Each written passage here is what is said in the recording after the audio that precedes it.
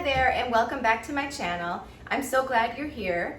Today I'm making a high protein vegan lasagna that couldn't be easier.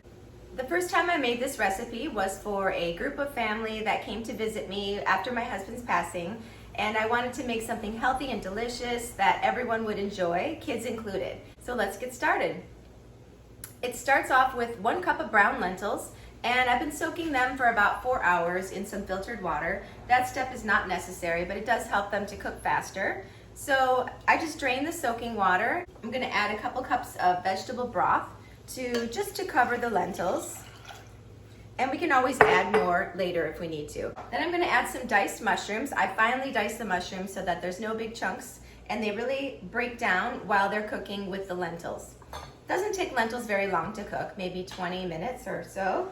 But in that time, the mushrooms will break down and they'll really give a lot of like a meaty texture and a juicy flavor to the lentils. I make this recipe with 1 cup of lentils and about 2 cups of diced mushroom. I'm gonna add some spices to this. I like to add sort of sausagey spices. So I have some fresh rosemary here. I actually ordered a cocktail at a restaurant and it came with this big sprig of fresh rosemary, so that's why I'm putting it in this dish today. You can also use some Italian seasoning or dried rosemary if you have it, but I just love the fresh piney flavor that rosemary has. So that was about a teaspoon of fresh rosemary.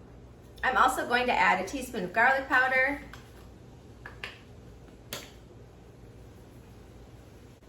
a teaspoon of onion powder, and a teaspoon of ground sage. And I'm just going to cover this and simmer it on the stove until the lentils are cooked, just about 15 or 20 minutes. And I want them nice and soft, and then the mushrooms will break down. So of course I wanted to put some veggies into this lasagna. I just bought a bag of frozen spinach. I microwaved it and just until the ice crystals were all melted, maybe 2 minutes. And I'm just gonna poke some tiny holes in the bottom, like this, in one of the corners. And then you just squeeze the water out. It doesn't have to be perfectly dry, but there is a surprising amount of water in this bag. So I'm just gonna squeeze it until most of the water is out. Okay, so that was quite a bit of water in there. Okay, so I put the spinach in this bowl. It's pretty dried out now. And we're going to make our vegan ricotta. So this is 1 block of firm organic tofu. I love using tofu in pasta dishes. It adds a creamy cheesiness to it, and it also adds tons of protein and calcium and iron. I'm gonna add about a tablespoon of white miso, 2 teaspoons of garlic powder, 2 teaspoons of onion powder, a teaspoon of minced garlic. I always buy the pre-minced stuff. 2 tablespoons of nutritional yeast. You could probably add about 3 tablespoons if you really like the flavor. I'm adding 2 tablespoons of lemon juice. Lemon juice gives it that tartness that ricotta has. And that's it. We're gonna blend this up and add it to the spinach. Okay, our ricotta is done. I added about a teaspoon of salt to this also. And I'm just gonna add it to the spinach here. And this is gonna make our cheesy layer in our lasagna.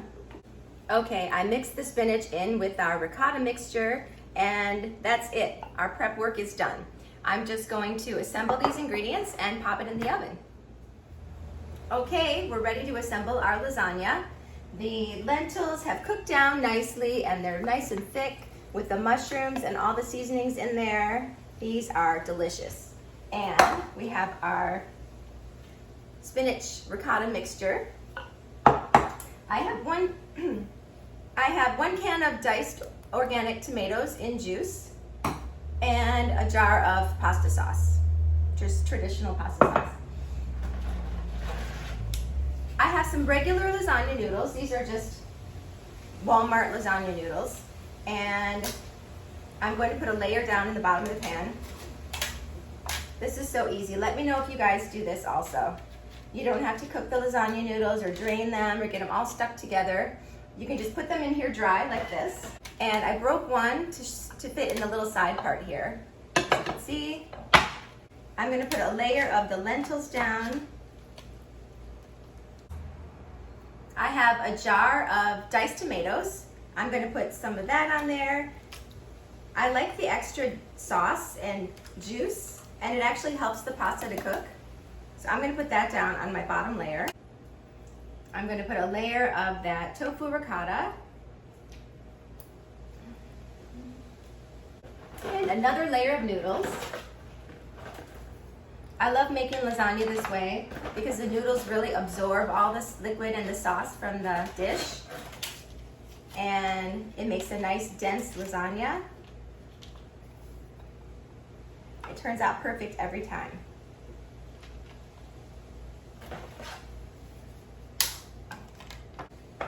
I'm just going to keep layering another layer of lentils, a layer of the ricotta. This dish is so good and it's always a crowd pleaser. This is the third time I've made it and it really couldn't be easier. There's not a lot of chopping or prep involved. Of course, you can add whatever you like to this. You can add some extra vegetables, some broccoli, some kale would be good in this, some peppers or onions, or really the sky's the limit. Some zucchini, of course. Or you can just leave it very simple like this and it's still very nutritious and helpful. Okay, I'm gonna put some sauce on this layer. When you're using dry noodles, you wanna have plenty of sauce. I'm gonna do another layer. And I'm gonna put the remaining sauce on top. And I'm just smashing it down to make sure that it's level on top and that all the noodles are covered in sauce. Then I'm gonna put the remaining ricotta on top, swirl it around a little bit to make it pretty. And there we have it, it's ready to go in the oven. It looks so good. I don't like to use foil on my food. I don't think it's good to have aluminum touching your food.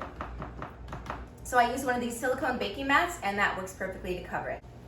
I'm gonna put this in a 375 oven for about 40 minutes and then I'll uncover it just for the last 10 minutes. I might even stick it under the broiler and I'll show you what it looks like when it's done. Okay guys, lasagna is out of the oven and it looks so good. It's bubbly and thickened and rich and delicious. I cut myself a little piece, let's have a taste.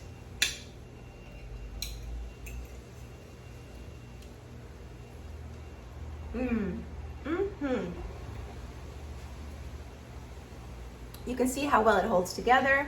All the layers stay together. It's rich and thick and delicious. I just love this. I would serve this with a salad or some vegetables, and this is something that your whole family will enjoy. I really hope you guys give this recipe a try. It's always a crowd pleaser. It makes a ton. Perfect for meal prep, and it reheats beautifully also. I hope you guys are having an amazing day. Don't forget to subscribe if you haven't already, and I'll see you in the next video.